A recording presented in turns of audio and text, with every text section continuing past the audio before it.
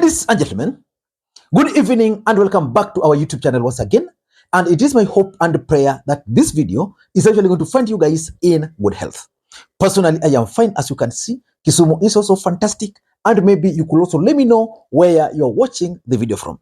The county or the country in case you are out of the republic.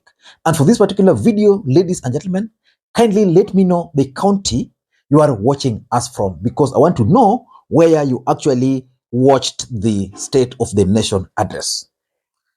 William Ruto, the President of the Republic of Kenya, today delivered his first State of the Nation address to Kenyans. And I paid very close attention to William Ruto's address. And if you ask me, that address did not meet the expectation of Kenyans. And if I were to rate it, if I were to rate that address out of 10, probably I would not give it more than 4 out of 10. I don't know how you'd rate it. Maybe you can also let me know your rating. But I want in this particular video to talk about one aspect of that address that William Ruto heavily employed. The PR aspect of the address. Because yesterday, William Ruto started calling some individuals randomly across the country.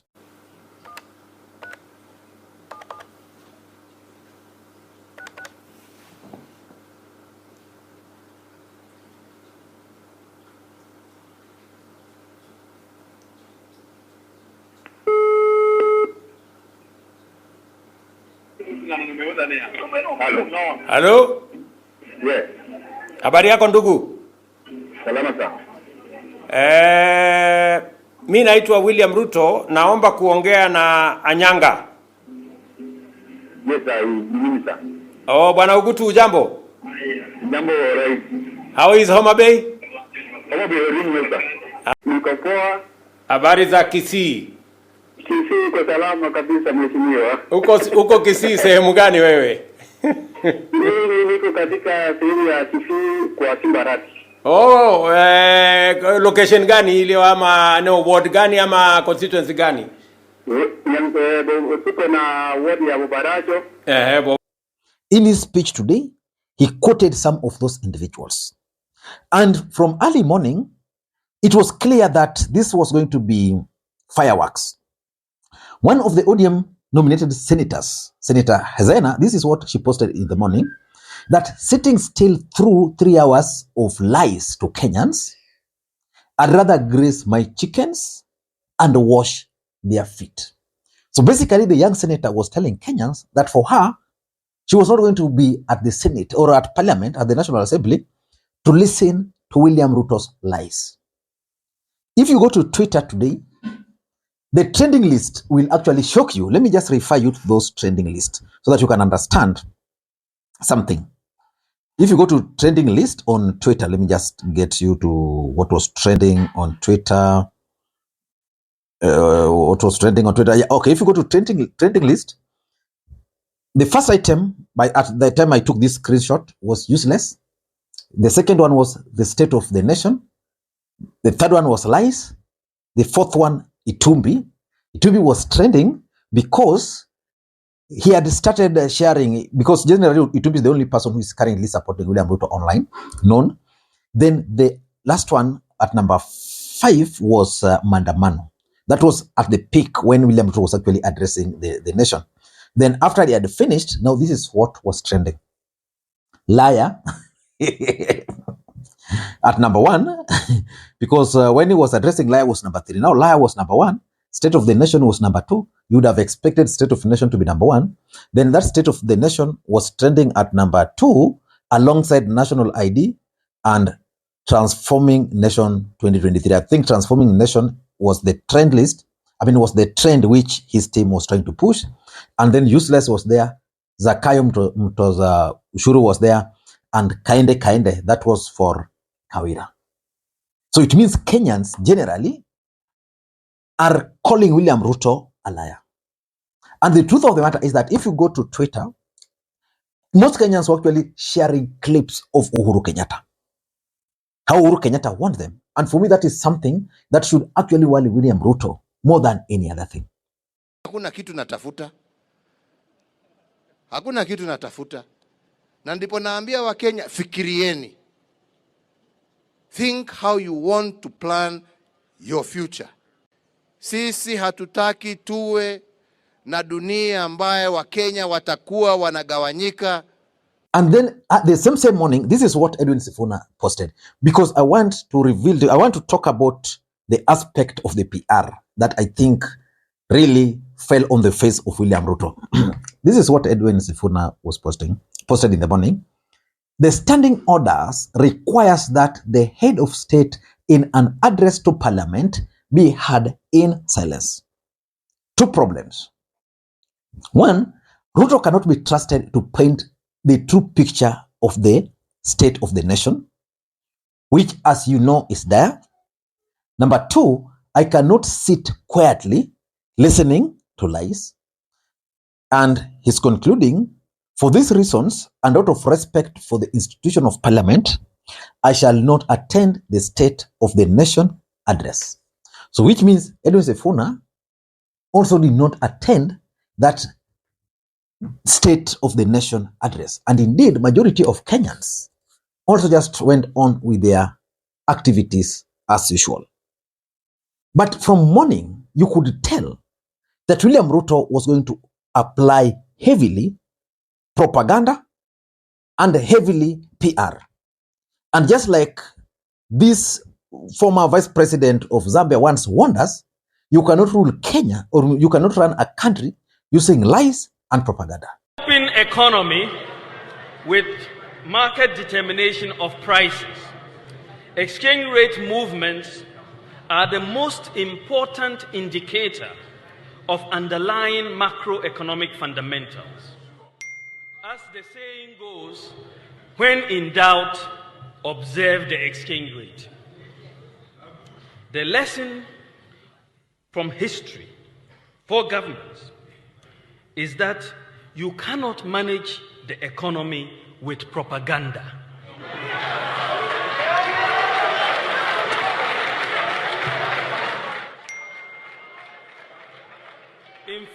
In fact, you can engage in all the propaganda you want, but if the fundamentals are weak, the exchange rate will expose you. So yesterday, William Ruto, I think at night, sat in his office with a camera. And then William Ruto picked numbers of people. I don't know where he got them from. Randomly, of course, as a president, he can get. He picked numbers of people randomly and he called them all over the country. Finally, of all the people William Ruto called, none of them even tried to express their disappointment with the government. All of them just heaped praises on the policies which William Ruto is applying. Which means, according to most Kenyans, some of these guys who are just within State House, in another room, they are being coached, then William Ruto calls them, then being recorded. And that's where the problem is. So in the morning, this is what needs to be posted. And let me just get it. This is what needs to be posted in the morning. Itumbi Dennis was trending. Itumbi Dennis is trending there. Yes, this is the Twitter handle. This is what Itumbi posted in the morning. This is what Dennis Itumbi posted in the morning. Just a minute. Yes. President William Ruto starts State of the Nation at the Ruiru Bomayango site. Arrives with only one car for a surprise visit. Currently engaging workers on site. You know, we know Uhuru Kenyatta. If this was Uhuru Kenyatta, I would agree. Because Uhuru Kenyatta, we've seen Uhuru Kenyatta, even when he was the president, driving himself alone, or sometimes with his driver. But Uhuru used to drive himself, but of course the security would always follow him, but only one vehicle. But Kenyans were able to capture William Ruto because it will be saying this was a surprise visit.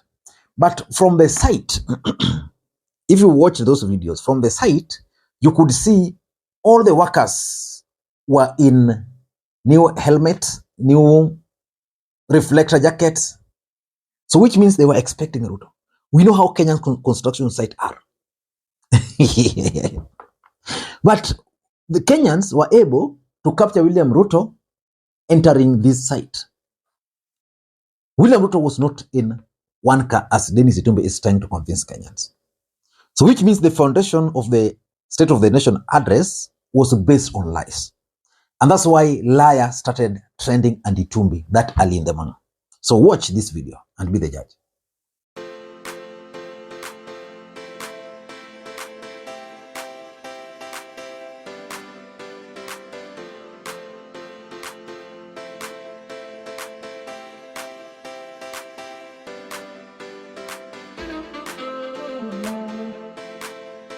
So let us now pick, I just want to pick two cases which most Kenyans are talking about. The PR. So according to William Ruto, he called a gentleman called Harrison Kenga, a tuk-tuk operator from Mombasa. Let us listen to the president. Yesterday, when I called Harrison Karisa Kenga, a tuk-tuk operator in Mombasa, who has accessed 714,000 from the Hustler Fund, he suggested to me to find a way to have the fund provide asset financing so that he can buy for himself a tuk-tuk because the one he had was not his. I assured him that during my address today, I would ask the ministry responsible to respond to him. Consequently, I hereby direct the Ministry of Cooperatives and MSMEs to expeditiously engage Mr. Kenga. I will give you his telephone number. The impact of the hustler. And sadly, members of parliament clapped for William Ruto. But Kenyans sio wajinga. Bwana, watu si wajinga bwana. Watu si wajinga vile mnadhani. Watu si wajinga. Kenyans picked their phones and looked for their calculator. And they started questioning because Hustlers Fund is 9 months old. The limit of Hustlers Fund to most people, 500 to 1,000. So assuming this guy is getting a maximum of 5,000 or 10,000, how long do you think it would take him to arrive at 714? So Kenyans are asking Ruto, how did the limit of this guy increase? Because if you were to take your calculation, you'll realize that, let us just assume 9 months, that should be 30 days. Okay, let's say 365 days. Let me just take a calculator. I think I have a calculator here. Let's just have a calculator here. Okay, I think I have a calculator. Let's just take calculator. 714,000. If you divide by 365 days, that would mean this guy was borrowing 1,200 every single day for 1 year. Remember, it has not even reached 1 year.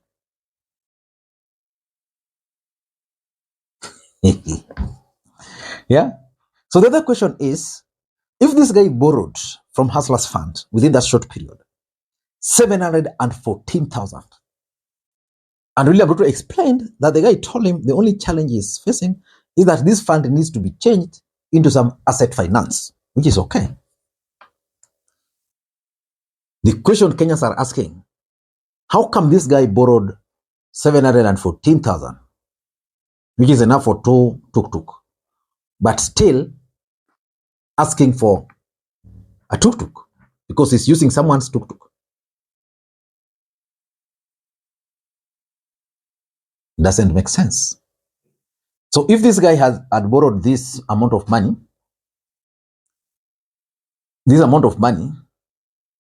and you divide it by 9 months,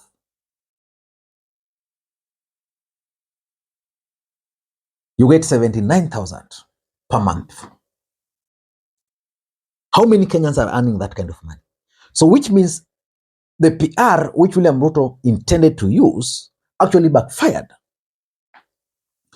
Then William Ruto called several other individuals, including number 2, Ondieki from Kisii.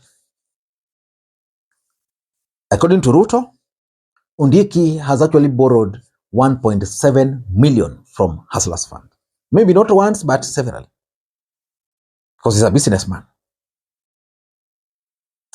You know, now we are talking of a president who is lying to Kenyans right on their face. So Kenyans are questioning. The same things they are questioning up there. So which means William Ruto is trying so hard to achieve 2 things using propaganda. He's trying to appease the Mamboga and Piki guys, now Tuk, that he cares about them, he's calling them. And number 2, he's also trying to advocate for his Hustlers Fund. The Hustlers Fund is one of the projects that William Ruto started. The truth of the matter is that the Hustlers Fund has not achieved its objective. I can challenge you to just look around your friends. Tell me any friend of yours you know who has successfully used Hustlers Fund and his business is thriving.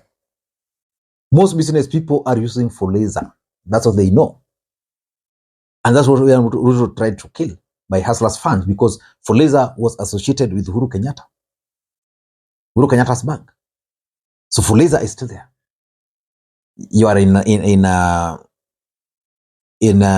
are in the market.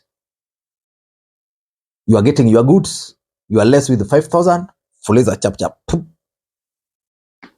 The Hustlers Fund. I don't know what to think. That's my take. But again, Kalonzo Musyoka was in parliament. Is that something we need to figure out why he was there? Maybe we meet later. Thank you, and may you have a good day.